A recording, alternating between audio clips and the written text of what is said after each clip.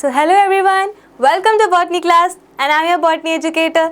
आज हम पढ़ने जा रहे हैं बहुत ही इंटरेस्टिंग एंड बहुत ज़्यादा स्कोरिंग चैप्टर जो कि है प्लांट ग्रोथ एंड डेवलपमेंट।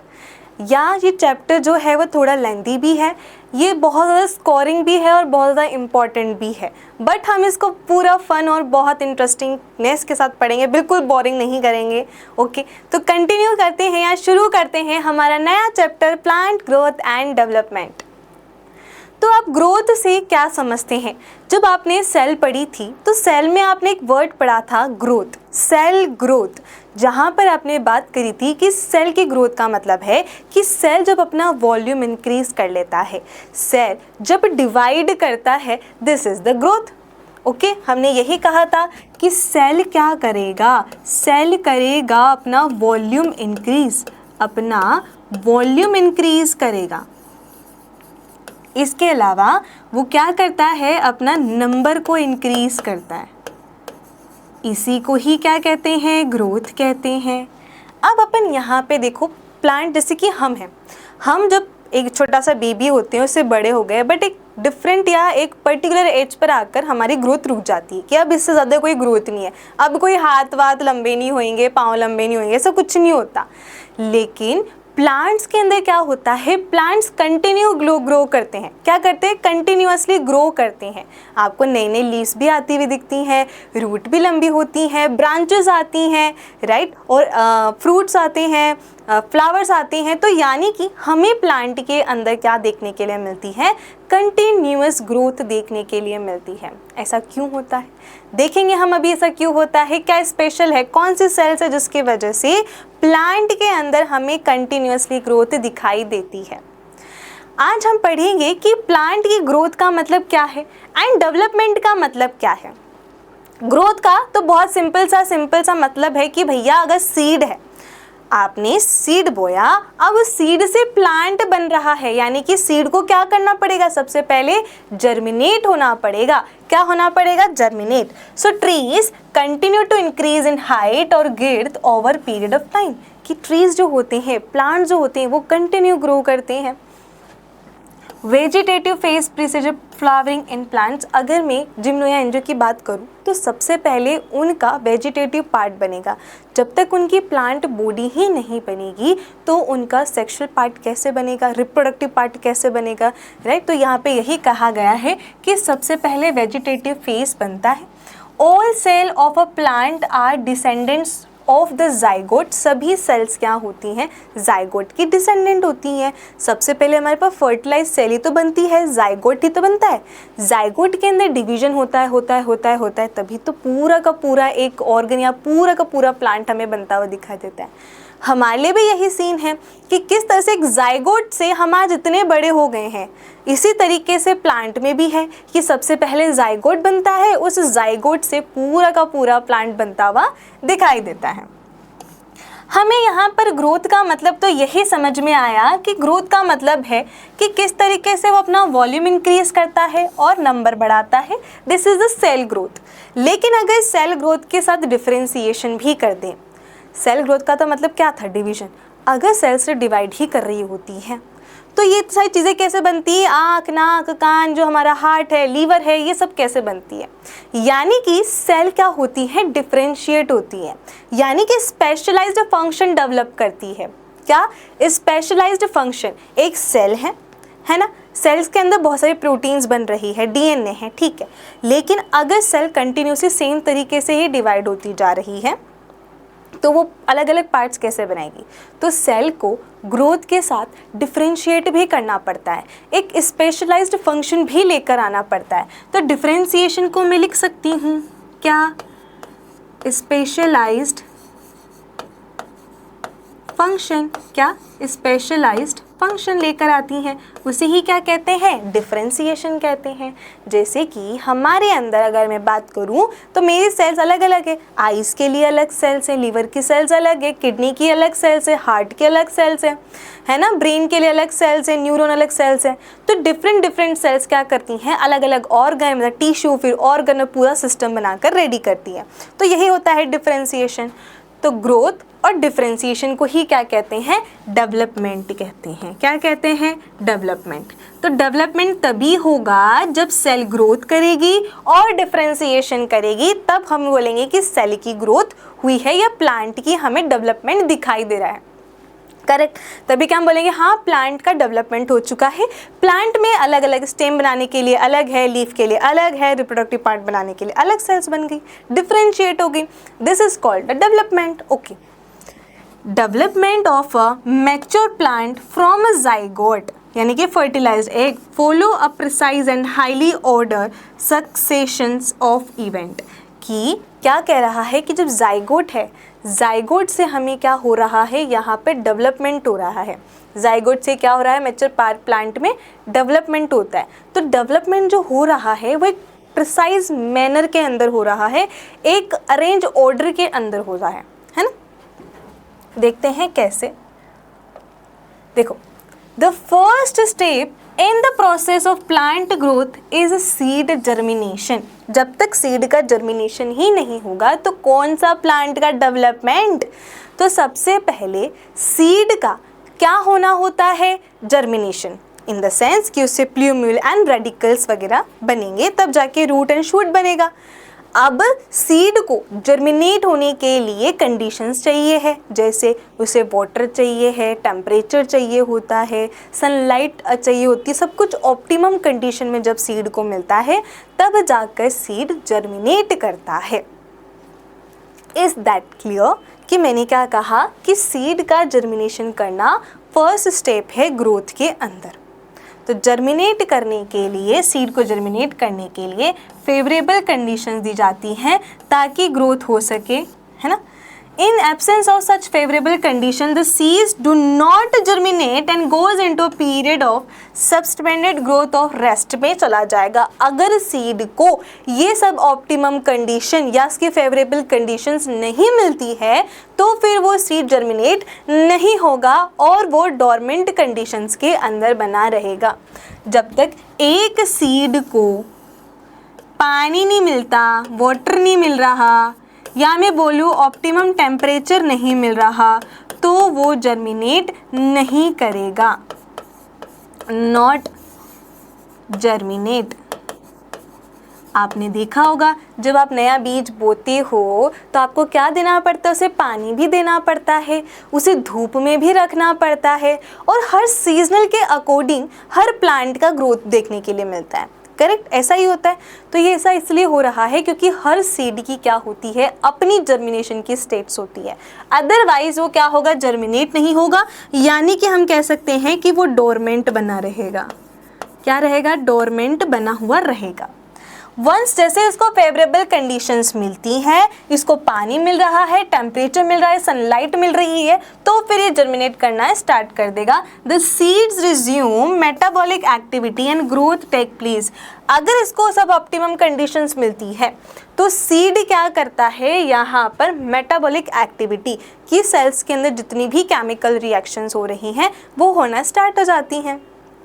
ठीक है, अब जैसे वो होगी तो फिर ग्रोथ होना स्टार्ट हो जाएगी। तो इस तरीके से क्या होता है बेटा, सीड के अंदर सीड सबसे पहले जर्मिनेट करना चाहिए। जब सीड जर्मिनेट करेगा यानी कि अपनी डोरमेंसी ब्रेक करेगा, तब जाकर वो ग्रोथ स्टार्ट करेगा। अब देखो यहाँ पे क्या दिखाया गया है, सबसे पहले सीड था, सीड में क्या बना, सबसे पहले leaf like structure, cotyledons. Cotyledons क्या होती हैं, कोटिलिडन्स का मतलब होता है लीफ लाइक स्ट्रक्चर।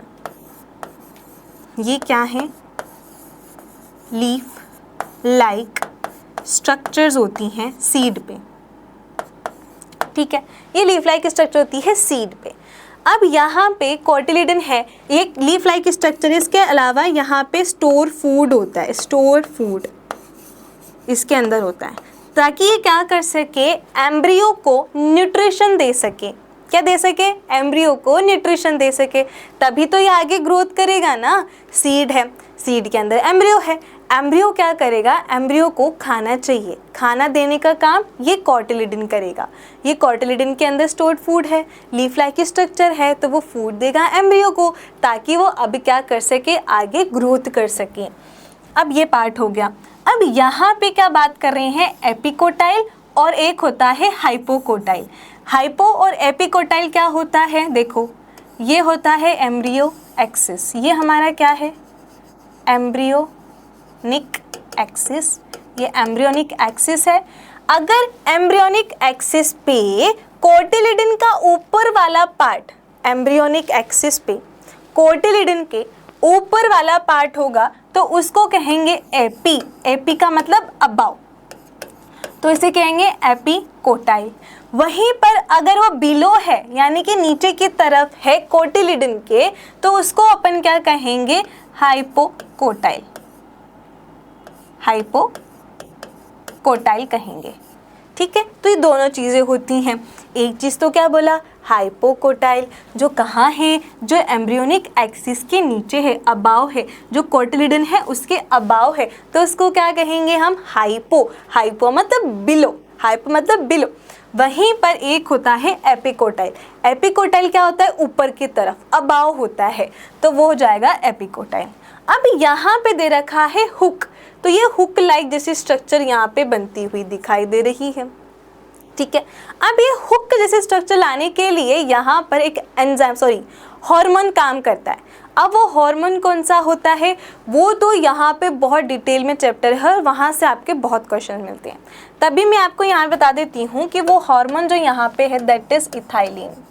इथाइलिन जो होता है ये ट्रिपल रेस्पॉन्स देता है। अब ट्रिपल रेस्पॉन्स में क्या होता है वो तो अपन आगे देखेंगे ही चैप्टर में, फिर भी मैं यहाँ बताती हूँ कि हुक कर रहा है, ब्रॉडनेस कर रहा है, तो इस तरीके के फंक्शन इथाइलिन करता है। तो ये हुकनेस जो लेकर आ रहा है वो इथाइलिन है। इस तरीके से हमारा प्लांट क्या हो जाएगा बेटा, यहाँ पे ग्रोथ हो जाएगी, डेवलपमेंट हो जाएगी। अब आते हैं सबसे पहले ग्रोथ पे कि ग्रोथ में क्या है। Growth most fundamental and conspicuous characteristic है कि लगातार होता रहता है, ये इरिवर्सिबल परमानेंट है। कैसा है ये, इरिवर्सिबल, एक बार ग्रोथ हो गई तो हो गई, इसका मतलब नहीं अब जो पुरानी सेल है वो वापस वो नहीं बन जाएगी, ऐसा थोड़ी ना होगा, तो ये इरिवर्सिबल है। Accompanied by the metabolic process, ये पूरी होती हैं क्योंकि मेटाबॉलिक प्रोसेसेस चलती हैं जिसके वजह से यहाँ पे ग्रोथ देखने के लिए मिलती है। जैसे कि expansion of a leaf is growth, कि पहले लीफ का साइज इतना सा छोटा सा था, लेकिन जैसे इसमें ग्रोथ हुई इसने अपना साइज इंक्रीज कर लिया, तो यहाँ पे ये क्या हो जाएगा, यहाँ पे एक्सपेंशन ऑफ लीफ क्या हो जाएगा, एक्सपेंशन ऑफ लीफ हो जाएगा। सो इसे ही क्या कहेंगे बेटा, ग्रोथ कहेंगे। ग्रोथ यही तो है, एक सेल है, ये सेल है, इस सेल ने क्या करी, अपनी ग्रोथ करी, यानी कि इसने अपना वॉल्यूम बढ़ाया है। ये इसने क्या करा है, अपना वॉल्यूम बढ़ाया है, दिस इज़ द ग्रोथ। फिर आगे क्या कर लेगी, ये डिवाइड कर लेगी, तो यही तो है ना बेटा ग्रोथ, यही क्या है ग्रोथ। बस अब आगे जाकर ये डिफ्रेंशिएट हो जाए, यानी कि अपना फंक्शन ले ले स्पेशलाइज्ड। अगर ये आगे जाकर स्पेशलाइज्ड फंक्शन ले लेती हैं, मीन्स क्या हो जाएगा, ये हमारी क्या हो चुकी है, डिफ्रेंशिएट हो चुकी है, डिफ्रेंशिएट हो चुकी है। तो ग्रोथ क्या है, फंडामेंटल है एंड कॉन्स्पिशियस कैरेक्टरिस्टिक्स है। इसके अलावा ये इरिवर्सिबल परमानेंट प्रोसेस है, ये मेटाबॉलिक प्रोसेस से पूरी होती हैं, जैसे कि लीफ का एक्सपेंशन करना, ये क्या हो जाती है, लीफ की ग्रोथ। फिर बात करते हैं कि जनरली कैसी होती है, इनडिटरमाइनेट होती है। देखो कैसे प्लांट ग्रोथ कर रहा है, एक यूनिक तरीका होता है, ये अनलिमिटेड ग्रोथ करता है, लिमिट नहीं है ग्रोथ करने की। लीफ काटोगे तो एक नई लीफ बना लेगा, अनलिमिटेड ग्रोथ होती है। अब यहाँ पे अनलिमिटेड ग्रोथ है क्यों, हमारे अंदर तो पर्टिकुलर एज आने के बाद ग्रोथ स्टॉप हो जाती है, लेकिन प्लांट में ग्रोथ स्टॉप नहीं हो रही। ऐसा क्यों हो रहा है, बिकॉज वहाँ पे क्या होती हैं, मेरिस्टेम सेल्स होती हैं। क्या होती हैं, मेरिस्टेम सेल्स होती हैं। मेरिस्टेम एक ऐसी तरीके की सेल्स होती हैं जो क्या करती रहती हैं, डिवाइड करती रहती है, डिवाइड करती रहती है। आपने देखा होगा कि आप प्लांट्स की क्या करते हो, कटिंग करते हो, फिर क्या कहते हैं, वहीं से प्लांट ग्रो करना भी स्टार्ट कर देते हैं, है ना। तो वहाँ पे क्या होता है बेटा, ऊपर वाले पार्ट पे मेरिस्टेम सेल्स होती हैं। ये मेरिस्टेम सेल के पास प्रॉपर्टी है कि वो क्या कर सकती हैं, रेगुलर क्या कंटिन्यूसली डिवाइड करती रहती हैं। The cells of such meristem have the capacity to divide and self perpetuate, कि वो फटाफट क्या कर सकती हैं, डिवाइड कर सकती हैं। Meristem cells soon lose the capacity to divide and such cell make up the plant body. अब मेरिस्टेम के बाद धीरे धीरे क्या होगा, अपना फंक्शन लॉस करेगी, उसके बाद क्या कर लेगी, अब सेल की प्लांट बॉडी यहाँ पर बनाकर दे देगी। New cells are always being added to the plant body by the activity of meristem is called the open form of growth. क्या कि जो नई सेल्स बनती हैं, है ना, कि जो मेरिस्टेम ने क्या करी, सेल ग्रोथ करी, नई नई सेल्स बनाई। ये नई सेल्स क्या करेगी, एडिट करती हैं प्लांट बॉडी को bye the activity of meristem, इसी को अपन ओपन फॉर्म ऑफ ग्रोथ कहते हैं। अब जो ग्रोथ हो रही है उसको मेज़र किया जा सकता है बाय वैरायटी ऑफ पैरामीटर, यानी कि हम प्लांट के अंदर देख के बता सकते हैं कि प्लांट में ग्रोथ हो रही है। ठीक है, कैसे बता सकते हैं, एक तो है increase in fresh weight. Fresh weight क्या है बेटा, अपन ने नॉर्मल एक लिविंग प्लांट था, उस लिविंग प्लांट से अपन ने क्या ले ली, एक लीफ ले ली, उसके अंदर अभी अपन ने कोई एवेपोरेशन नहीं कराया है, एक फ्रेश लीफ ले ली, वही क्या है, उसका फ्रेश वेट है, अपन उससे बता सकते हैं। दूसरा कि अगर उसका फ्रेश वेट बढ़ता जा रहा है यानी कि लीफ क्या कर रही है, ग्रोथ कर रही है।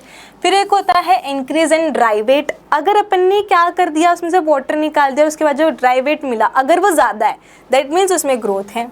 दूसरा increase in the surface area, अभी तक लीफ जो थी वो छोटी सी थी, लेकिन अब धीरे धीरे उसने क्या कर लिया है, अपना सरफेस एरिया बढ़ा लिया। इट मीन्स कि वो क्या कर रही है, ग्रोथ कर रही है। देखिए ना, छोटी छोटी लीव्स होती हैं, वो कितनी बड़ी बड़ी लीव्स में कन्वर्ट हो जाती हैं, मीन्स वो क्या कर रही हैं, ग्रोथ कर रही हैं। Increase in number of cells, increase in number of cells, ये भी ग्रोथ का पैरामीटर है। साइज का बढ़ना, ये भी ग्रोथ का पैरामीटर है। तो ये कुछ मेजर्ड हैं, क्या इस तरीके पैरामीटर हैं जिनसे अपन ये बता सकते हैं कि सेल ग्रोथ करती है। पहला, उसके फ्रेश वेट अगर इंक्रीज़ हो रहा है, उसका ड्राई वेट इंक्रीज़ हो रहा है, उसका सरफेस एरिया बढ़ रहा है, वॉल्यूम इंक्रीज़ हो रहा है, उसका नंबर बढ़ रहा है और उसका साइज़ इंक्रीज़ हो रहा है। ये पैरामीटर्स अपन बता सकते हैं कि एक प्लांट के अंदर क्या हो रही है, ग्रोथ हो रही है। नेक्स्ट आ जाते हैं ग्रोथ।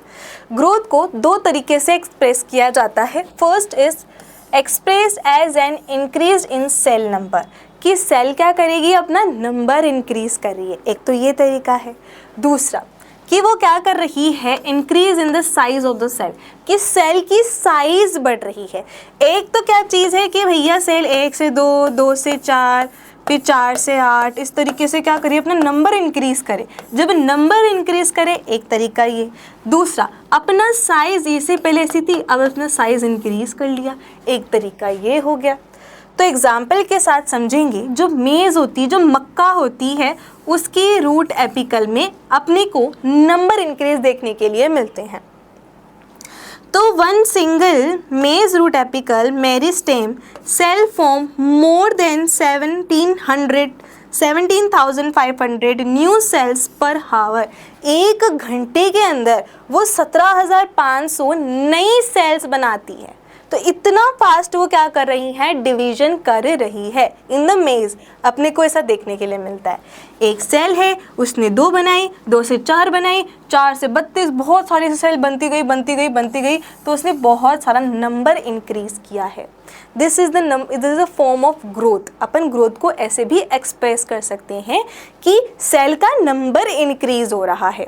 एग्जाम्पल आप मेज बताएंगे कि मेज की जो रूट होती है, उसकी रूट में जो एपिकल पार्ट है, यहाँ पर मेरिस्टेम है, मेरिस्टेम की वजह से सेल डिवाइड हो रही है, नंबर इंक्रीज हो रहा है।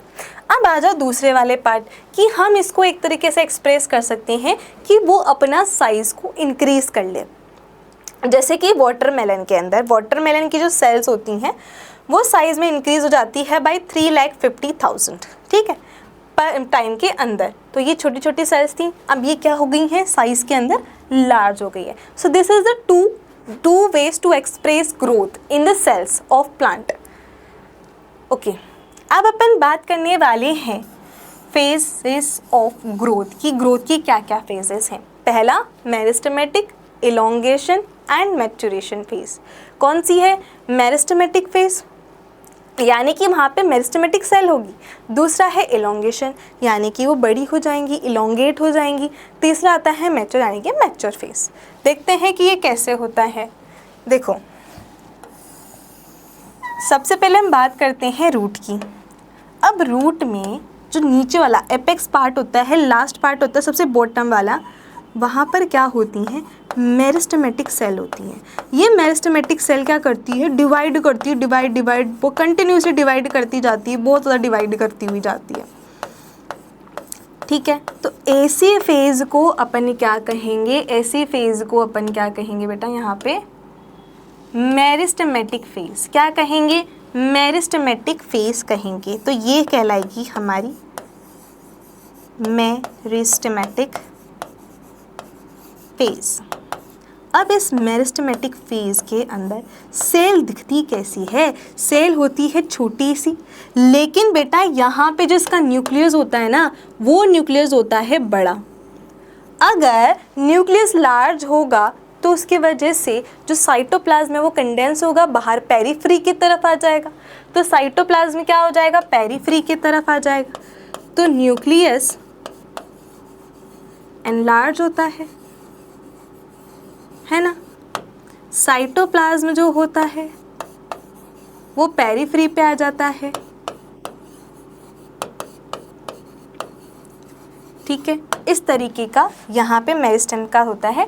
और ये क्या देखने के लिए मिलता है, कंटिन्यूअसली डिवाइड करती हुई मिलती है, कंटिन्यूअसली डिवाइड करती हुई यहाँ पर मिलती है। This is the meristematic phase. अब यहाँ पे नेक्स्ट फेज देखने के लिए मिलती है, वो होती है इलोंगेशन। अब यहाँ पे सेल क्या करना स्टार्ट कर देती हैं, इलोंगेट होना स्टार्ट कर देती हैं, इलोंगेट हो जाती हैं। ये लो, इस फेज को अपन कहेंगे इलोंगेशन फेज। क्या कहेंगे, इलोंगेशन फेज। इलोंगेशन फेज के अंदर में सेल क्या करती हैं, बड़ी हो जाती हैं, इलोंगेट हो जाती हैं। ठीक है, तो इनका क्या हो जाता है, साइज लार्ज हो जाता है। इनके अंदर वैक्यूल्स फॉर्म हो जाती है बेटा, वैक्यूलाइजेशन हो जाता है।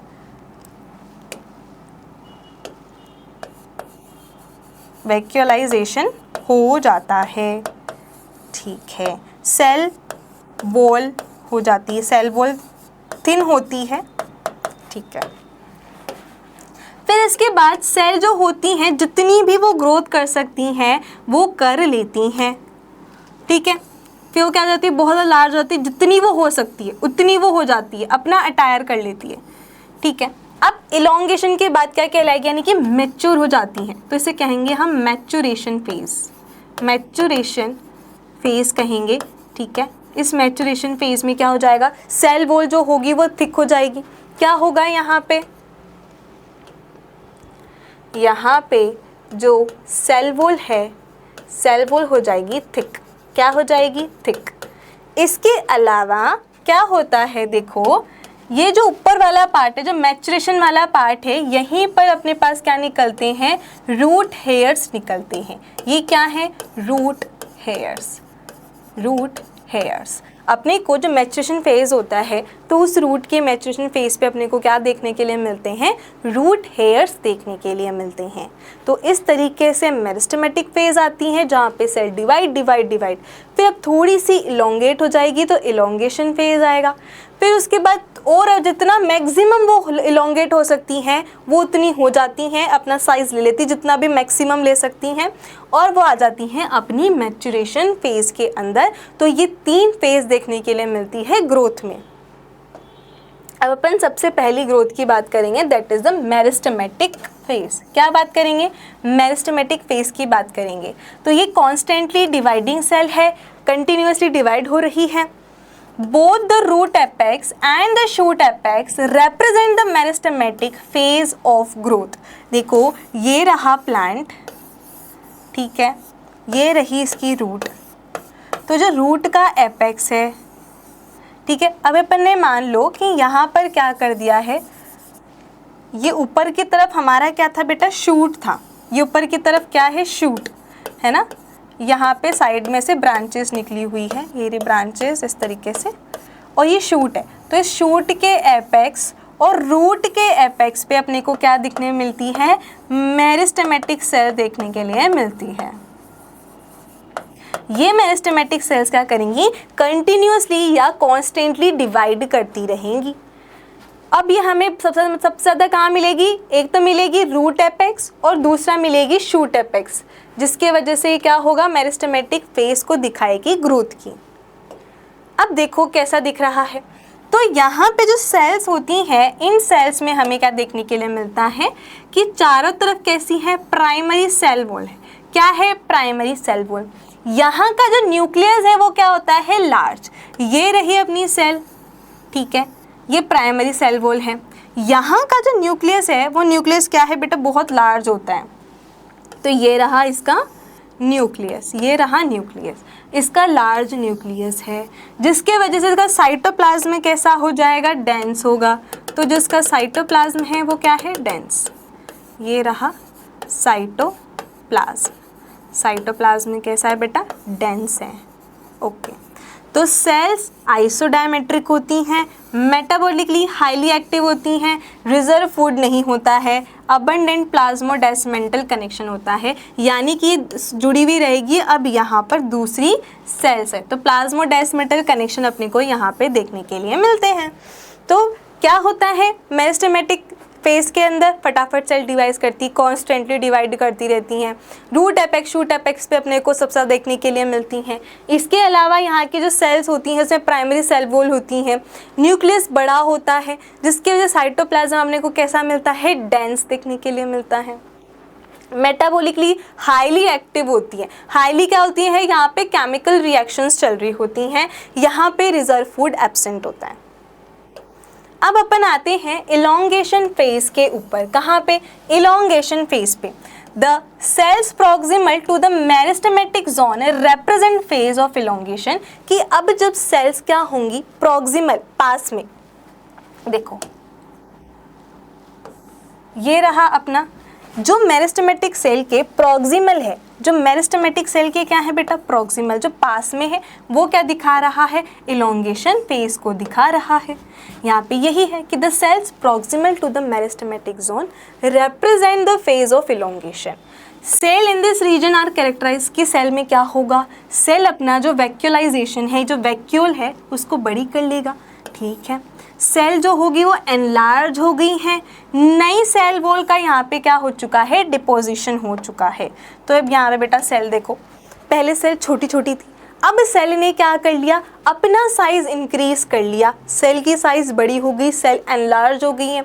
इसके अलावा यहाँ पे ये जो वैक्यूल है, ये वैक्यूल भी बहुत बड़ी बन गई है ना, वैक्यूल का क्या हो गया, इंक्रीज, वैक्यूलाइजेशन इंक्रीज हो गया, एंड सेल वॉल का क्या हो चुका है, यहाँ पे डिपोजिशन। तो इलोंगेशन फेज जो होती हैं वो मेरिस्टेमेटिक फेज के पास में होती हैं, ठीक है। यहाँ पे वैक्यूलाइजेशन हो जाता है, सेल बड़ी हो जाती है, अपनी साइज इंक्रीज कर लेती हैं, और यहाँ पे नई सेल वॉल का डिपोजिशन हो जाता है। जिस तरीके से ये है छोटा सा भी, अब इसने क्या कर लिया है, यहाँ पे इलोंगेशन शो किया है। क्या किया है इसने, यहाँ पे इलोंगेशन। अब यहाँ पे बात करते हैं मैच्योरेशन फेज की, कि किस तरीके से यहाँ पे मैच्योर होता है। The cells more proximal to the phase of elongation, कि ऐसी सेल्स जो क्या होंगी, जो इलोंगेशन फेज के सबसे ज़्यादा पास में होंगी, वो सेल्स क्या होंगी, मैच्योरेशन फेज को शो करने वाली सेल्स होंगी, ठीक है। Cells of the zone attain their maximum size, कि यहाँ पर जो मैच्योरेशन फेज होता है, यहाँ पर सेल्स अपना जितना भी मैक्सिमम साइज वो गेन कर सकती है, अटेन कर सकती है, वो कर लेती है, अपनी मैक्सिमम साइज के अंदर आ जाती हैं in the maturation phase. In term of cell wall यहाँ पे थिक हो जाती है, प्रोटोप्लाज्म के अंदर मॉडिफिकेशन हो रहा है। तो यहाँ पे क्या हो रहा है बेटा, एक तो सेल वॉल, जो हमारी वॉल है प्लांट की, वो क्या हो जाएगी, थिक हो जाएगी। थिक होने के साथ साथ क्या होगा, प्रोटोप्लाज्म में मॉडिफिकेशन भी होगा, ठीक है।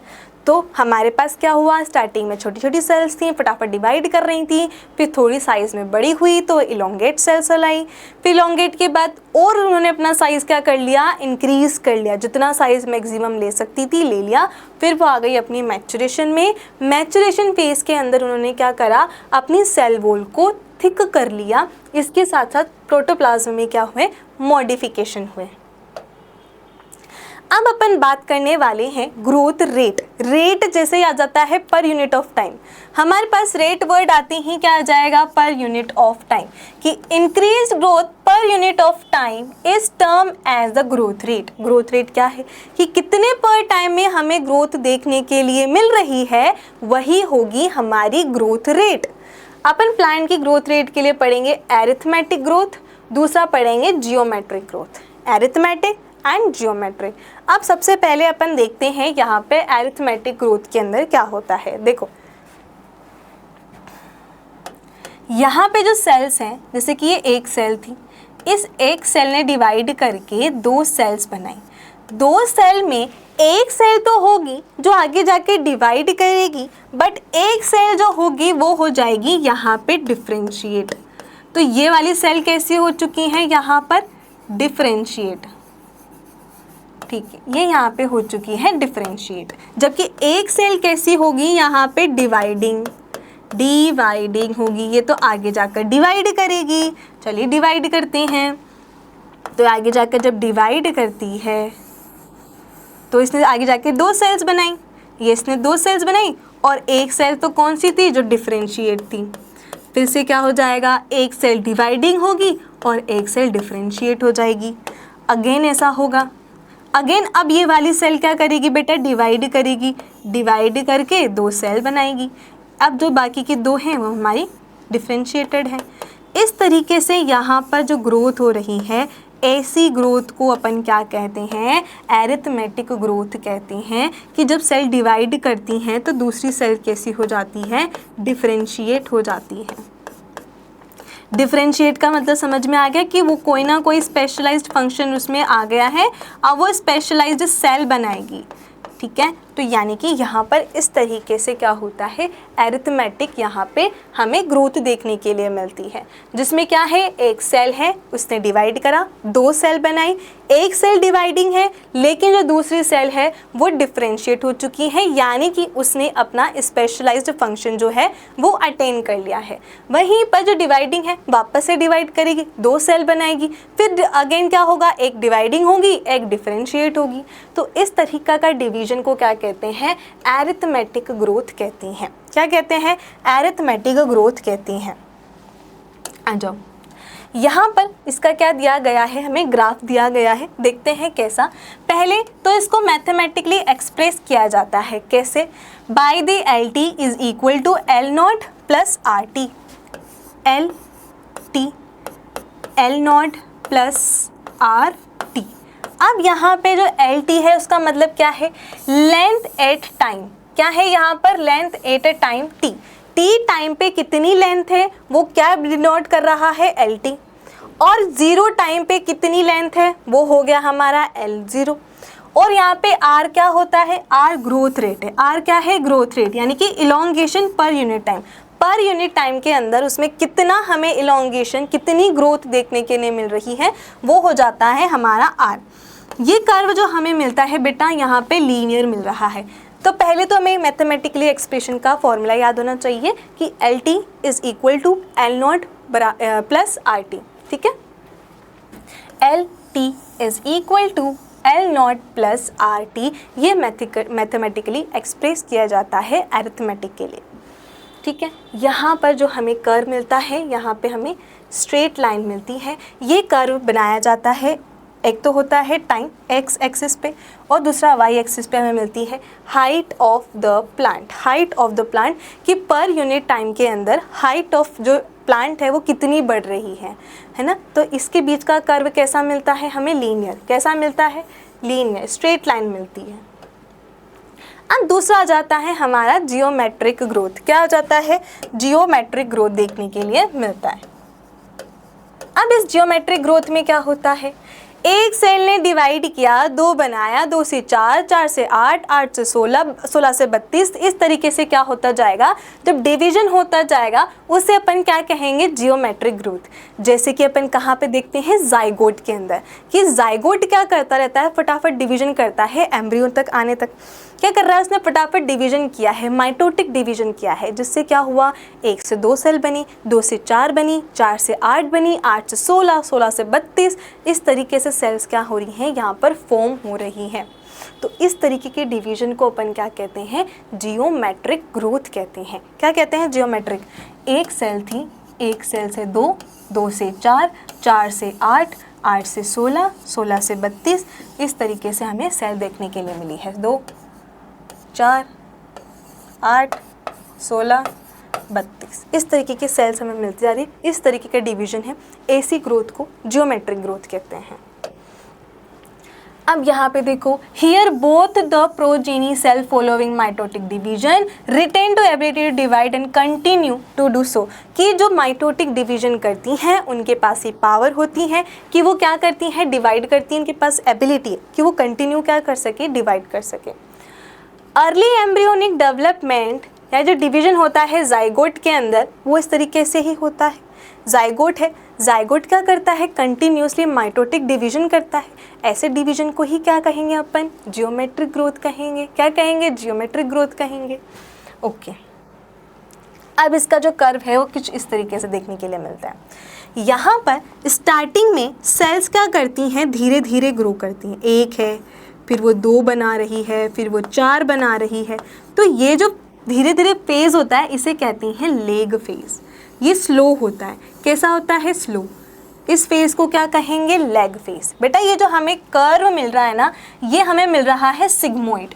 कैसा है, ये सिग्मोइड कर्व है। स्टार्टिंग में जो सेल्स हैं वो धीरे धीरे धीरे डिवीजन कर रही है, जो शो कर रही है लेग फेज को। लेकिन एक बार आ जाने के बाद जब वो फास्ट डिवीजन करेगी तो उसका जो फेज होगा उसे कहेंगे लॉग फेज। ठीक है, तो पहले लेग फेज आता है, लेग के बाद लॉग फेज आता है, एंड देन उसके बाद वो कहाँ पे पहुंच जाएगी, अपने स्टेडी फेज पे या फिर स्टेशनरी फेज पे, जहाँ पे आके वो कांस्टेंट हो जाएगा। तो ये एक सिग्मोइड कर्व है बेटा। कैसा कर्व है, यहाँ पे सिग्मोइड है ना, एस शेप का सिग्मोइड कर्व है। It is characteristic of living organism growing in a natural environment. ठीक है, जो नेचुरल एनवायरनमेंट में ग्रो करता है वो इसी तरीके से करता है।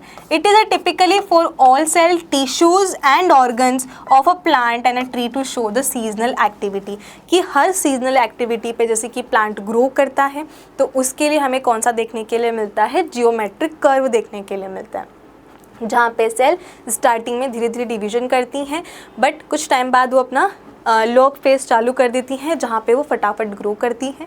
बट एक टाइम आ जाता है जहाँ पे वो स्टॉप हो जाती है डिवाइड करना, फिर वो कांस्टेंट हो जाती है। अब यहाँ पे भी इसका मैथमेटिकली रिप्रेजेंटेशन है, W1 is equal to W0 E की पावर RT, जहाँ पे जो W1 है ये होता है फाइनल साइज। क्या होता है, फाइनल साइज। किसका फाइनल साइज क्या मिला, जैसे कि कुछ भी हो सकता है, वेट, हाइट, नंबर। कोई प्लांट है तो उसका जो लीफ है उसमें कितना नंबर अटेन कर लिया, उसकी हाइट कितनी है, फाइनल हाइट कितनी है प्लांट की, तो उसको डिनोट करते हैं बाय द W1। फिर आता है W0। W0 का मतलब क्या होता है, इनिशियल। तो इनिशियल साइज कितनी थी, कि अगर एक लीफ थी वो पहले ऐसे थी और बाद में वो ऐसे हो गई, ये नोट करना है हमको। तो जो फाइनल होता है वो तो हो जाएगा W1 और जो इनिशियल था वो क्या हो जाएगा, W0। तो initial size at the beginning of the period, R क्या होगा, R तो ग्रोथ रेट ही है, E जो है वो बेस है ऑफ द नेचुरल लॉगरिथम। अब लॉग वॉग की वैल्यू तो आपको पता होगी कि लॉग क्या होता है, तो ये वो है। ठीक है, W1 हमारा फाइनल है, W0 इनिशियल है ना, और जो हमारा E है वो हमारा लॉगरिथम है, और R जो है वो ग्रोथ रेट है और T टाइम है। इतने बात ये वाला समझ में आया, इसका मैथमेटिकली कैसे रिप्रेजेंट करेंगे, W1 W0 E R T, ये क्या हो जाएगा, इसका मैथमेटिकली रिप्रेजेंटेशन हो जाएगा। ये लीफ है, ठीक है। आगे चलो, देखो वापस से आ गया है कि हमारा जाइगोट बना है, जाइगोट ने डिवाइड किया, उसने 2 सेल बनाई, 2 से उसने 4 सेल बनाई, 4 से उसने 8 सेल बनाई, 8 से उसने, अब देखो, अब आप कहोगे मैम ये तो 4 ही दिख रही है, ये 8 कहाँ से बेटा, पीछे है, है ना, सेल्स कैसे पीछे की तरफ भी हैं। तो यहाँ पे उसने क्या करा, 2, 2 से 4, 4 से 8, 8 से 16। अब इस तरीके के डिवीजन को क्या कहेंगे अपन, जियोमेट्रिक फेज कहेंगे। क्या कहेंगे, जियोमेट्रिक फेज कहेंगे। कि सबसे पहले जो जाइगोट था, उस जाइगोट ने माइटोटिक डिवीजन किया, जहाँ पे उसने कंटिन्यूसली सेल ग्रोथ देखी, सेल को डिवाइड किया। ऐसे फेज को अपन ने जियोमेट्रिक फेज कहा। इसके बाद क्या हो जाता है, कुछ सेल्स होती हैं जो डिवाइड नहीं करती। बाद में जाकर क्या कहा कि कुछ सेल्स जो हैं वो डिवाइड नहीं करती।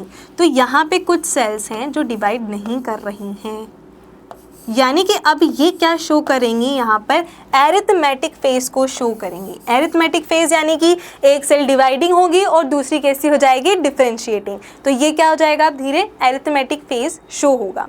तो सेल किस तरीके से अपना काम कर रही है, सेल सबसे पहले अपना नंबर इंक्रीज करती है। जब उसका नंबर इंक्रीज हो जाता है तो अब हमें क्या करना है, सेल से टिश्यू बनाना है ना। अब टिश्यू कहाँ का बनाना है, हार्ट टिश्यूज़ के बनाने हैं, हमारे स्किन्स के टिश्यूज़ बनाने हैं, क्या बनाना है, क्योंकि पर्टिकुलर ऑर्गन तो बनाना है, तभी डेवलपमेंट होगा ना। सिर्फ सेल को डिवाइड करने से क्या पूरा प्लांट बन जाएगा, क्या नहीं, ऐसा नहीं होता है। तो सेल को बेटा डिफरेंशिएट भी करना पड़ता है, अपना फंक्शन भी लेना पड़ता है। जैसे कि अगर प्लांट सेल है तो उसको क्या बनाना होगा, उसको अपने वेस्कुलर बंडल्स की सेल्स बनानी होंगी, ठीक है, मेसेनकाइम सेल्स बनानी होंगी। तो डिफरेंट टाइप्स की क्या करने पड़ते हैं, उसको बनाना पड़ता है। लीफ बनाना है तो लीफ के लिए अलग उसको अपना डिफरेंशिएशन लेकर आना पड़ेगा। तो वो जो प्रोसेस हो रही है वो बिकॉज हो रही है एरिथमेटिक फेज, क्योंकि एरिथमेटिक फेज में क्या होता है, एक सेल डिवाइडिंग होती है तो दूसरी सेल डिफरेंशिएटिंग होती है। डिफरेंशिएटिंग वाली जो होती है वो डिवाइड नहीं करती है। तो यानी कि एक सेल तो है डिवाइडिंग और कुछ सेल्स यहाँ पे क्या होगी, जो नॉट डिवाइडिंग। तो पहला फेज क्या होगा हमारा, जियोमेट्रिक फेज होगा। उसके बाद क्या आएगा, एरिथमेटिक फेज आएगा।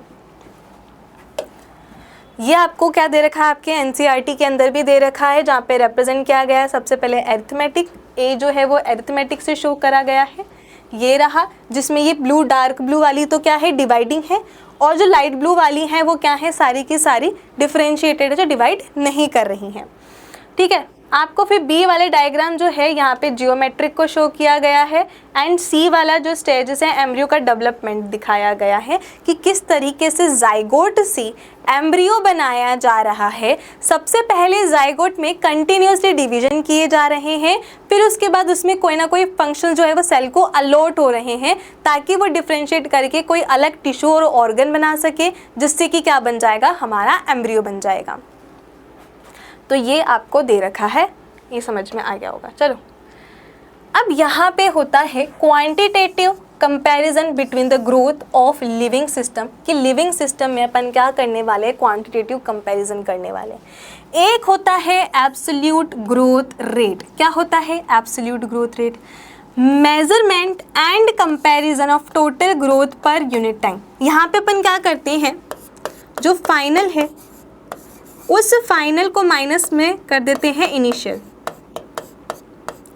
ठीक है। फाइनल में से हम इनिशियल माइनस कर देंगे तो हमें एब्सोल्यूट ग्रोथ रेट मिल जाएगी। तो एब्सोल्यूट ग्रोथ रेट का मतलब क्या हो गया, फाइनल माइनस इनिशियल। क्या हो गया, फाइनल माइनस इनिशियल। ये यहाँ पे क्या मिल जाएगी आपको, एब्सोल्यूट ग्रोथ रेट मिल जाएगी। फिर आता है रिलेटिव ग्रोथ रेट। क्या होता है relative growth rate, relative growth rate का हो जाएगा आपको, जहां पे होगा final minus initial upon initial into 100। इस तरीके से क्या निकल जाएगा आपका रिलेटिव ग्रोथ रेट। क्या निकल जाएगी, relative growth rate. The growth of the given system पर unit of time is expressed on the common basis, जैसे कि पर यूनिट इनिशियल पैरामीटर्स। देखो अब यहाँ पे ये लीफ की पहले इनिशियल साइज थी 5। क्या थी इसकी, 5। तो इसका जो इनिशियल है वो क्या है बेटा, इनिशियल साइज कितनी है, 5। इसकी जो फाइनल जो निकली, जो फाइनल साइज इसने अटेन किया, दैट इज 10 सेंटीमीटर। तो अपन फाइनल कितना लिख देंगे यहाँ पे, 10 लिख देंगे, जिससे कि अपन अब निकाल सकते हैं, हम एब्सोल्यूट ग्रोथ रेट निकाल सकते हैं। तो वो कितना हो जाएगा 10 - 5 यानी कि 5। ये अपने पास एब्सोल्यूट ग्रोथ रेट निकल गई इसके लिए, A1 के लिए।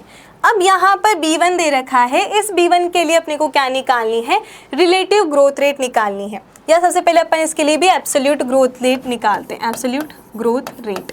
अब आप मुझे बताइए कि अपन क्या करेंगे, फाइनल में से इनिशियल माइनस करेंगे। तो 55 में से क्या करेंगे, यहाँ पे 50 माइनस करेंगे तो कितना आ जाएगा 5। तो दोनों का क्या आ रहा है, सेम ही आ रहा है। दोनों का AGR जो है वो क्या रहा है, सेम। एब्सोल्यूट ग्रोथ रेट दोनों की क्या रही है, सेम। बट अब अपन यहाँ पे क्या निकालने वाले हैं, यहाँ पे अपन निकालेंगे रिलेटिव ग्रोथ रेट। अब रिलेटिव ग्रोथ रेट देखो 5 लिख देंगे। अब यहाँ पे इनिशियल क्या है, यहाँ पे 5 ही है, 100 करेंगे तो कितना आएगा बेटा, यहाँ तो 100 ही आएगा। कितना आएगा यहाँ पे, 100 ही आएगा। जबकि अपन यहाँ पर बात करें किसके लिए, इस वाली B1 के लिए बात करेंगे, तो इसके लिए जो रिलेटिव ग्रोथ रेट आएगी वो क्या होगी, यहाँ पे 5 होगी। अपॉन यहाँ पे कितना है, 50 है, 100 करेंगे तो कितना आ जाएगा बेटा, यहाँ पे आ जाएगा 10। कितना आ जाएगा यहाँ पे 10%। तो लीफ जो A थी वहाँ पे हमें इसका क्या देखने के लिए मिला, एब्सोल्यूट ग्रोथ रेट 5 देखने के लिए मिली। वहीं पर हमें इसका रिलेटिव ग्रोथ रेट कितनी मिली, 100 मिली। जब हमने किसको देखा, जब हमने हमारी लार्ज लीफ को देखा जो भी कितनी थी 50 से 55 हुई, तो उसकी रिलेटिव ग्रोथ डिफरेंट हुई, वो हमें 10% मिली। तो इस तरीके से अपन क्या निकालते हैं, एब्सोल्यूट और रिलेटिव ग्रोथ रेट निकालते हैं। ठीक है, अब आ जाते हैं कंडीशन फॉर ग्रोथ। एक प्लांट को ग्रो करने के लिए क्या क्या कंडीशंस चाहिए होती हैं, है ना। प्लांट को ऐसा नहीं होता ना कि आप कहीं पे भी रख दो तो वो ग्रो हो जाएगा, नहीं। कुछ प्लांट्स होते हैं जो धूप में ही करते हैं, कुछ प्लांट होते हैं जिनको इतनी धूप नहीं चाहिए होती, इतनी सनलाइट नहीं चाहिए होती है। तो हर प्लांट अलग अलग है, उसको हर अलग अलग चीज़ रिक्वायर है। बट उसको चाहिए क्या होता है, उसको मिनरल्स चाहिए, उसको वाटर चाहिए, सनलाइट चाहिए, टेम्परेचर्स चाहिए। ये तो उसको चाहिए ही चाहिए होते हैं, वो ऑप्टिमल सबके लिए भले अलग हो। तो अपन वही बात करने वाले हैं, water, oxygen, nutrients are very essential for growth. तो हम इन कैरेक्टर्स के बारे में बात करने वाले हैं, क्योंकि लाइट वगैरह तो अपन पहले प्रीवियस क्लास में पढ़ चुके हैं। यहाँ पे अपन बात करेंगे कि वाटर, ऑक्सीजन एंड न्यूट्रिएंट किस तरीके से प्लांट की ग्रोथ के लिए ज़रूरी है, असेंशियल है। देखो, सबसे पहले बात करते हैं वाटर की। भैया पानी है तभी तो प्लांट ग्रो कर पाएगा ना। प्लांट में, प्लांट की हर सेल में वाटर का कंटेंट भी तो कितना सारा है। वाटर ही नहीं होगा बेचारा प्लांट कैसे ग्रो करेगा, वो तो सूख जाएगा, मुरझा जाएगा। देखो, the plant cells grow in size by cell enlargement which in turn require water। अगर सेल ग्रो भी करती हैं तो उसके प्रोटोप्लाज्म में तो वाटर ही है, तो उसको वाटर तो चाहिए। ग्रो करने के लिए क्या चाहिए, water. The turgidity of cell help in the extension of growth. तो वाटर ज़्यादा, टर्जिडिटी ज़्यादा, ग्रोथ ज़्यादा। अब आ जाते हैं नेक्स्ट पे, जहाँ पे बात करेंगे ऑक्सीजन एंड न्यूट्रिएंट की। Oxygen help in releasing metabolic energy essential for growth activity.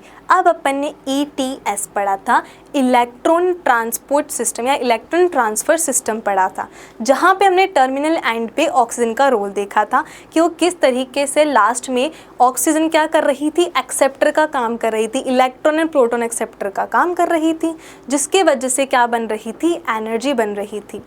ठीक है, तो यहाँ पर भी यही है कि ऑक्सीजन क्या कर रही है, मेटाबॉलिक एनर्जी बनाने के लिए असेंशियल रोल प्ले करती हैं। इसीलिए हमें ग्रोथ के लिए क्या चाहिए होती है, ऑक्सीजन चाहिए होती हैं। फिर बात करते हैं न्यूट्रिएंट्स। तो दो तरीके न्यूट्रिएंट्स होती हैं, मैक्रो एंड माइक्रो। ये चैप्टर अभी तो आपके हट गया है, इसलिए अपन तक डिटेल में बात नहीं करेंगे। बट न्यूट्रिएंट्स होते हैं जैसे कि potassium, phosphorus, nitrogen, magnesium, molybdenum, sulphur, calcium and chlorine. इस तरीके के हमें को क्या चाहिए होते हैं बेटा, मिनरल्स चाहिए होते हैं, न्यूट्रिएंट्स चाहिए होती हैं, ताकि क्या हो सके, सिंथेसिस हो सके प्रोटोप्लाज्म की, and act as a source of energy. ठीक है। अब एनर्जी में भी काम आते हैं, जैसे कि मैग्नीशियम, अपन ने ग्लाइकोलाइसिस पढ़ा जहाँ पे मैग्नीशियम के टाइम बहुत काम आ रहा था, है ना। तो इस तरीके से ये आयंस जो होंगे, एक तो उसका प्रोटोप्लाज्म की सिंथेसिस करेंगे, इसके अलावा एनर्जी सोर्स के अंदर भी वो अपना काम करेंगे। देखो अब आता है टेम्परेचर एंड लाइट, कि टेम्परेचर एंड लाइट किस तरीके से प्लांट की ग्रोथ के लिए ज़रूरी है। Every plant organism has an optimum temperature range best suited for its growth. देखो जैसे कि अब जो डेजर्ट में प्लांट उग रहा है उसको हाई टेम्परेचर चाहिए, वहीं पर जो ठंडे एरिया के अंदर ग्रो कर रहे हैं उनको अलग टेम्परेचर चाहिए। तो हर प्लांट का अपना एक ऑप्टिमम क्या होता है, टेम्परेचर होता है, उसके थ्रू वो क्या होता है, सूटेबल होता है, वो उसी में ही ग्रो करेगा। अगर आप कैक्टस वाले प्लांट को यहाँ पे लेके आओगे, उसको सनलाइट ही नहीं दोगे तो अपना फंक्शन कैसे करेगा, right.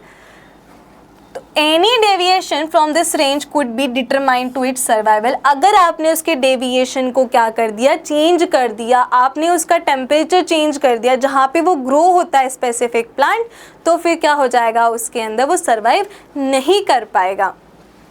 So environmental signals such as light या gravity also affect certain phase stages of growth। अब gravity क्या है बेटा, gravity है तो रूट कहाँ जाती है, नीचे, और वहीं पे gravity के अपोजिट कौन ग्रो कर रहा होता है, शूट।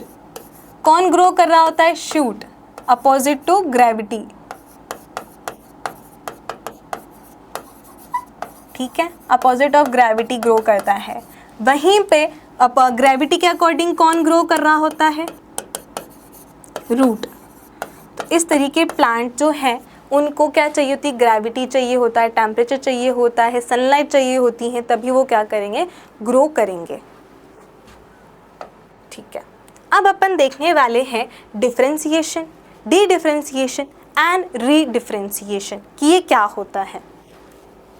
देखो सबसे पहले हमारे पास प्राइमरी स्टेम सेल है, ठीक है, ऊपर की तरफ, ये रहा शूट, ये रही अपनी यहाँ पे रूट, यहाँ पे क्या है बेटा, अपनी मेरिस्टेम सेल्स है। अब ये मेरिस्टेम सेल अभी क्या कर रही हैं, डिवाइड कर रही हैं, सेल क्या कर रही हैं, डिवीजन कर रही हैं, नई सेल्स बना रही हैं। अब ये नई सेल के डिवाइड करती रहेगी, नहीं, ये डिफ्रेंशिएट होगी, ये अपने पास क्या लेकर आएगी, फंक्शन लेकर आएगी, और क्या बनाएगी, प्राइमरी परमानेंट टिश्यू बनाएगी। एक सेल थी, डिवाइड कर रही थी, धीरे धीरे डिफरेंशिएशन लाएगी, यानी कि अब स्पेसिफिक फंक्शन अपने अंदर लेकर आएगी, और वो क्या बना लेगी, यहाँ पर प्राइमरी परमानेंट टिश्यूज़ बनाएगी, अलग अलग प्राइमरी, जैसे कि एक बनाएगी primary cortex, primary xylem, primary phloem. इस तरीके से डिवाइड करने के बाद डिफरेंशिएट हो गई है वो किसके अंदर, primary cortex, primary xylem, primary phloem. देखो क्या है, ये रही अपने पास मेरिस्टेम सेल्स, बहुत सारी सेल्स हैं, बहुत सारी सेल्स। अब इनमें से कुछ सेल्स क्या करेंगी, डिफरेंशिएट हो जाएंगी, कुछ सेल डिफरेंशिएट होकर क्या बनाएगी, जाइलम बनाएंगी, बट जो बनाएंगी वो प्राइमरी होगी, प्राइमरी जाइलम। कुछ सेल्स क्या बनाएंगी, प्राइमरी फ्लोएम बनाएंगी, प्राइमरी कॉर्टेक्स बनाएंगी, ठीक है, इस तरीके से यहाँ पे होगा। तो वो क्या हो चुकी है, यहाँ पे डिफरेंशिएशन हो चुका है ना। डिफरेंशिएशन होने की वजह से क्या मिला, प्राइमरी परमानेंट टिश्यू मिला। क्या मिला, प्राइमरी परमानेंट टिश्यू। अब क्या होता है, जब ये टिश्यू यानी कि डिफरेंशिएट हो जाने के बाद वापस से क्या होगी, डी डिफरेंशिएट होगी, यानी कि फिर से डिवाइडिंग वाली स्टेज के अंदर आना, अपनी स्पेशलाइज्ड फंक्शन को छोड़ देना और वापस से डिवाइडिंग स्टेज के अंदर आ जाना। This is called D differentiation. D यानी कि हटा दो, डिफरेंशिएशन को हटा दो, वापस किस में आ गई है, डिवाइडिंग फेज के अंदर आ गई है। फिर से क्या होगा, यहाँ पे सेल डिवीजन होगा, ठीक है। जब ये डिफरेंशिएशन होगा तो यानी कि जब अपना ये डिफरेंशिएशन को लॉस कर चुकी है, तो अब ये जो बनती है that is secondary meristem tissue. पहले क्या थे अपने primary meristem cells, primary meristem cells, अभी क्या बन गए हैं, सेकेंडरी मेरिस्टेम सेल्स, ठीक है। अब ये क्या करेंगे, डिवीजन करेंगे, डिवीजन से नई सेल्स बनेंगी। अब ये नई सेल्स में वापस से रीडिफरेंशिएशन होगा, यानी कि फिर से फंक्शन अलॉट होंगे। क्या होंगे, फिर से फंक्शन यहाँ पर अलॉट होंगे, जिसके वजह से सेकेंडरी परमानेंट टिश्यूज़ बनेंगे, जैसे कि secondary cortex, secondary xylem, secondary phloem. क्या ये समझ में आया? सबसे पहले डिफरेंशिएशन का मतलब होता है कि सेल ने अपना फंक्शन अलॉट हो गया है सेल्स को, तो अब वो डिवाइड नहीं करेगी, ठीक है। फिर होता है डी डिफरेंशिएशन, जहाँ पे वापस से अपना जो डिवाइडिंग का फेज था वो उसको लॉस कर दिया उसने, है ना। जो डिवाइडिंग फेज था उसको गेन किया और डिफरेंशिएशन वाली चीज़ को हटा दी। डी डिफरेंशिएशन यानी कि डिफरेंशिएशन वाली चीज़ को हटा दो, वापस से डिवाइडिंग स्टेज पर आ जाओ, मेरिस्टेमेटिक वाली कंडीशन पे आ जाओ। इसके बाद क्या देखा हमने? रीडिफरेंशिएशन यानी कि वापस से डिफरेंशिएट हो जाना, अब सेल का डिवाइड होना रुक जाना, और वो क्या आ चुकी हैं? सेकेंडरी मेरिस्टेमेटिक कंडीशन में आ चुकी है, सेकेंडरी परमानेंट टिश्यूज़ के अंदर आ चुकी हैं, है ना। तो ये क्या है हमारा? Differentiation, D differentiation and रीडिफरेंशिएशन। वापस से इसको देखें, देखो सबसे पहले अपन यहाँ पे क्या देखेंगे? देखो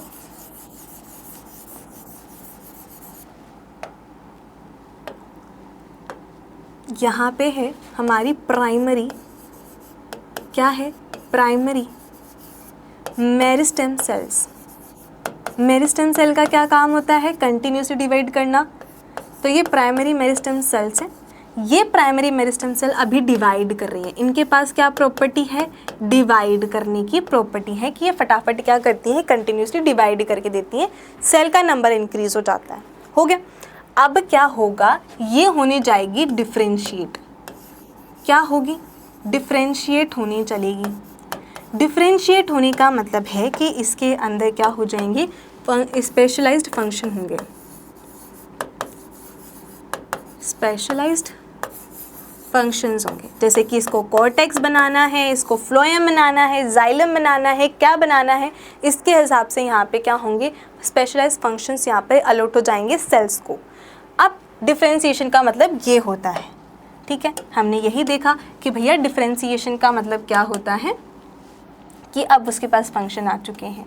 अब वो क्या कर लेगी? प्राइमरी परमानेंट टिश्यू बनाएगी। क्या बनाएगी यहाँ पे? अब वो बनाएगी प्राइमरी परमानेंट टिश्यू बनाएगी। अब क्या ये डिवाइड करेगा? क्या ये भी डिवाइड नहीं करेगा। इसके पास काम आ चुका है, ये परमानेंट टिश्यू बन चुके हैं। अब ये डिवाइड नहीं करेगा, नॉट डिवाइड, ठीक है। अब ये परमानेंट, प्राइमरी परमानेंट टिश्यू बने, ठीक है। एक बार डिफरेंशिएशन हुआ तो उससे क्या बने? प्राइमरी परमानेंट टिश्यूज़ बने। जैसे कि अपन बात कर लेंगे प्राइमरी कॉर्टेक्स की, प्राइमरी फ्लोएम की, इनकी, तो वह किस में आ जाएंगे? प्राइमरी के अंदर। फिर अब इसके अंदर जो नेक्स्ट प्रोसेस होती है उसको कहते हैं डी डिफरेंशिएशन। क्या कह रहे हैं? D differentiation. देखो डी का मतलब होता है हटाना, डी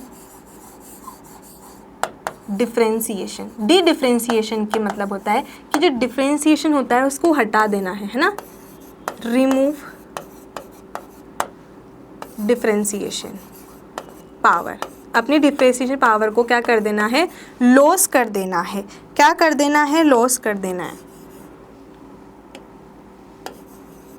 ठीक है। तो ये अपनी डिफरेंशिएशन की पावर को वापस से टिश्यूज़ जो होते हैं वो लॉस कर देते हैं और वापस से किस फॉर्म में आ जाते हैं? मेरिस्टेमेटिक फॉर्म के अंदर आ जाते हैं, ठीक है।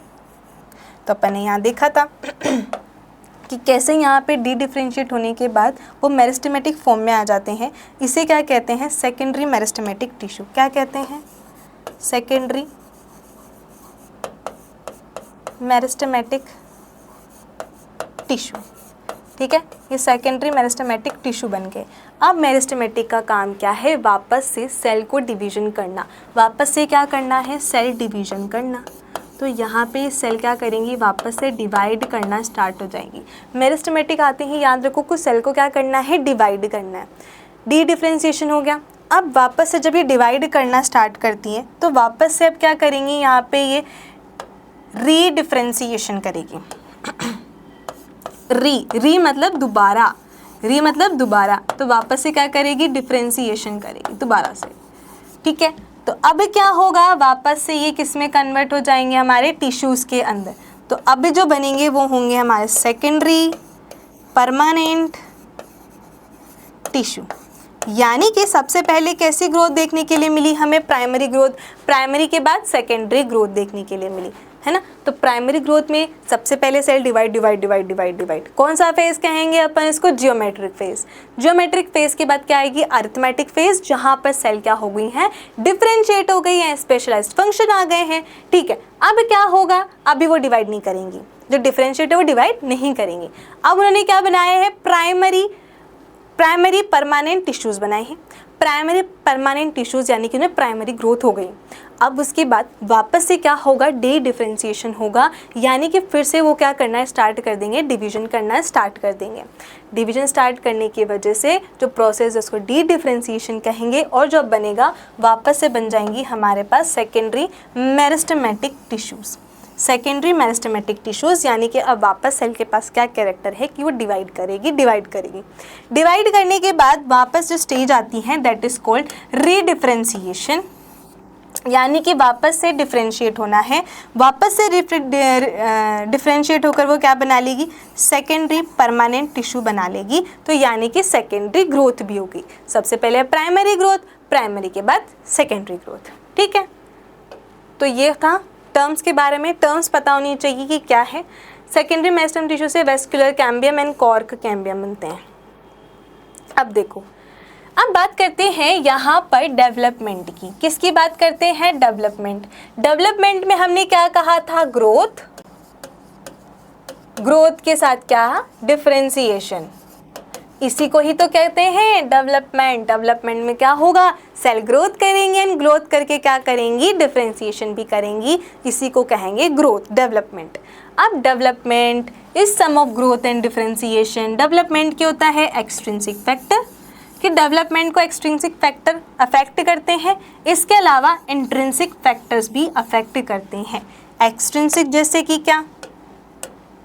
एक्सट्रिंसिक जैसे कि light, temperature, water, oxygen and nutrition. कौन से? बाहरी फैक्टर्स जो कि डेवलपमेंट को अफेक्ट करेंगे, जो उसकी ग्रोथ एंड डिफरेंशिएशन को अफेक्ट करती हैं, वो होंगे एक्सट्रिंसिक फैक्टर। जैसे कि यहाँ पे हो गई light, temperature, water, oxygen and nutrition. अब उसके बाद इंट्रिंसिक पर आ जाओ। इंट्रिंसिक फैक्टर्स वो होंगे जैसे कि हमारे जेनेटिक फैक्टर, सेल्स के अंदर के फैक्टर। सेल्स के अंदर क्या है? डीएनए है, जो क्या है? जेनेटिकली इसको अफेक्ट करेंगे, है ना। तो इंट्रासेलुलर और हो जाता है पीजीआर, यानी कि इंटरसेलुलर कैसे होता है देखेंगे, है ना। चलिए आ जाते हैं। All changes of the organism during its life cycle from germination of the seed to the senescence। Development का मतलब है कि जब वो एक बीज है ना, जब वो जर्मिनेशन हुआ है, जर्मिनेशन से लेकर उसका सेनेसेंस यानी कि बुढ़ापे तक का जो भी पीरियड है वो उसका डेवलपमेंट है। ठीक है, कि जितने भी चेंजेस हो रहे हैं ऑर्गेनिज्म में during its life cycle from germination, जब से वो जर्मिनेट हुआ है वहाँ से लेकर उसके सेनेसेंस यानी कि बुढ़ापे तक कि वो मरने ही वाला, तो उस कंडीशन तक जो भी चेंजेस हैं वो होता है हमारा डेवलपमेंट। ठीक है, उससे क्या कहेंगे अपन यहाँ पे? डेवलपमेंट। तो डेवलपमेंट कौन सा पीरियड है आपकी लाइफ साइकिल? प्लांट की जो लाइफ साइकिल है उसमें जर्मिनेशन से लेकर उसके सेनेसेंस तक का। ठीक है, अब यहाँ पर हम देखने वाले हैं कि मेरिस्टेमेटिक सेल है। मेरिस्टेमेटिक सेल क्या करती हैं? सेल डिवीजन करती हैं। ठीक है, अब देखो, सबसे पहले अपन बात करेंगे कि मेरिस्टेमेटिक सेल डिवाइड करेगी। डिवाइड करते करते करते क्या होगी? डिफरेंशिएट हो जाएगी। डिफरेंशिएट होकर कुछ ना कुछ बनाएगी, है ना। अब उसके बाद यहाँ पे एक्सपेंशन होगा, मैच्योरेशन होगा। ठीक है, मेरिस्टेमेटिक इलोंगेट होगी, इलोंगेट होकर मैच्योर होगी, मैच्योर सेल्स बनाएगी। अब मैच्योर सेल कभी ना कभी तो सेनेसेंस में जाएगी, कभी ना कभी तो क्या होगी? उसकी डेथ होगी। ठीक है, तो इस पीरियड से लेकर उसके सेनेसेंस तक का पीरियड क्या हो गया? हमारा डेवलपमेंट हो गया। अब डेवलपमेंट के आगे क्या क्या प्रोसेस हो रही है, उसको कौन से फैक्टर किस तरीके से अफेक्ट कर रहे हैं, वो हम पढ़ेंगे हमारी नेक्स्ट क्लास के अंदर।